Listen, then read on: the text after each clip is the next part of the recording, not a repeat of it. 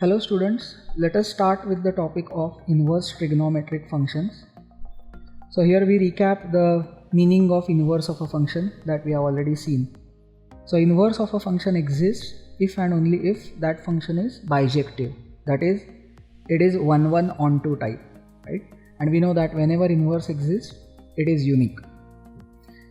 Also, the range of an invertible function is the domain of its inverse function. Okay. So we know this from the topic of function. Let's go ahead, and regarding the graph of the inverse of the function, here is a important point that graph of the inverse of a function is the mirror image of graph of the given function in the line y equal to x. Okay, so this is a simple way of finding out the graph of inverse of a given function. Now we will see the details of this as applied to the inverse trigonometric functions. That is, we have to now see how to obtain the inverse of the 6 standard trigonometric functions that we know, that is sine, cos, tan, cot, cosec and sec. Okay, so let us start off with all those functions one by one. Let's consider first the sine inverse x. So here what it means is we are trying to find out or refer to an angle whose sine is x. Okay, so that's the meaning of inverse trigonometric function. Now for that, let us first consider the graph of sine function itself, so that we will come to know how to find out the graph of sine inverse. So first let us consider sine x plotted against x.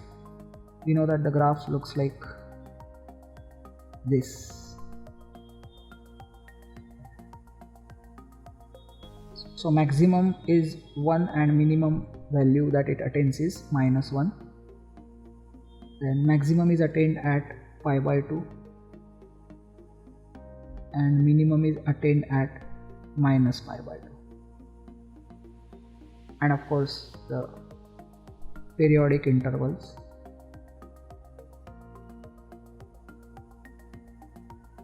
Now what happens is, because of the periodicity of the sine function, suppose if we consider the original sine function as, the mapping from first set to second set. Okay, so here we have x and here we have sine x.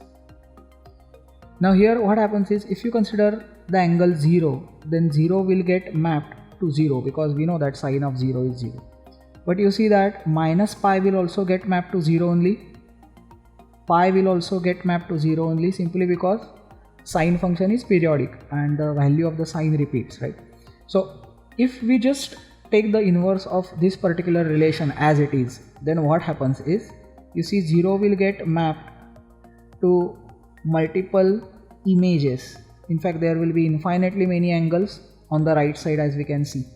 But in that case, that does not become a function, because it simply violates the definition of the function, that one element in the first set cannot have multiple images in the second set in a function.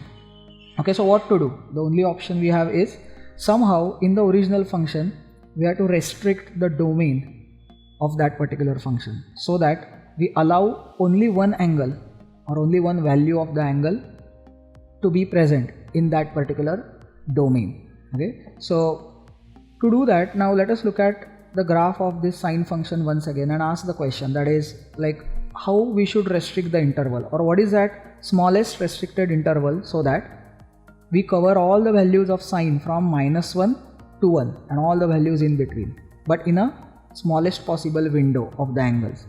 So here you can see that one such window is from minus pi by 2 to pi by 2. Correct? If you observe in this window, the sine takes the values from -1 to 1 only once. That means there are no two angles whose sine is the same in this particular interval. Now similarly, we can also imagine another interval, that is from pi by 2 to 3 pi by 2.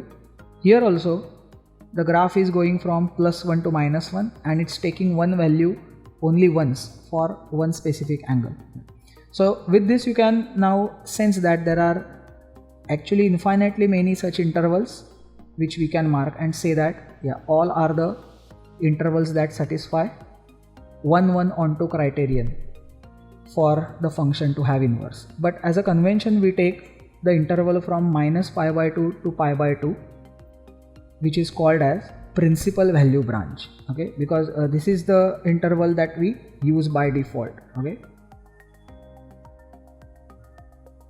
so restriction of the domain of the sin x in order to have sin inverse of x to exist, okay, that is called as the principal value branch. So we are restricting the domain of sin x and we call it as principal value branch. So that is how we define the sin inverse of x. Now coming to the graph of sin inverse of x, as we have seen earlier, we have to take the reflection or a mirror image of the original graph in the line y equal to x. So if you consider the line y equal to x, it will be like this, and whenever you want to take the graph, the mirror image, then it will be as per these dotted green lines. Okay, so I will draw it separately, and the graph of the sin inverse function looks like this. So here we are having x, here we are having sin inverse of x. Now note that there is a very important fundamental difference between what x stands for in the original graph and what x stands for in the graph of the sin inverse function. See, in the original function, when we are plotting sin x against x, here x refers to some angle quantity. Okay, whereas we are plotting sin inverse of x versus x, in that case x is a pure number between minus 1 to 1, because sin inverse will exist of only that number which lies between minus 1 to 1, both inclusive, okay, which is basically the domain of the sin inverse. Alright, so here is the graph of sin inverse of x. Here we have 0. On x it can go only up to minus 1 and 1. Now the angle quantity will be plotted on y axis. Right. Now here, as it goes from 0 to 1,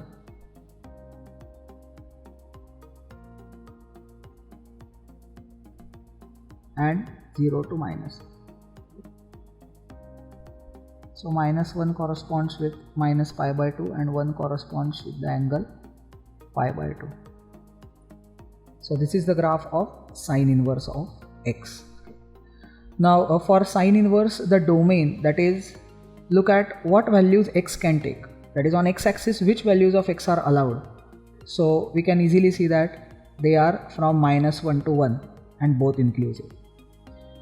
And when we consider the range, that is principal value branch of sin inverse, then look at what values on y axis are allowed, or they will be the result. That is, our answer must be in the range of minus pi by 2 to pi by 2 only. So therefore the range, or which we call as principal value branch of sin inverse, is minus pi by 2 to pi by 2, both inclusive. So we can show it by solid dots. So that's how we have the sin inverse of x, and similarly we will be studying the inverse functions of the remaining trigonometric functions also.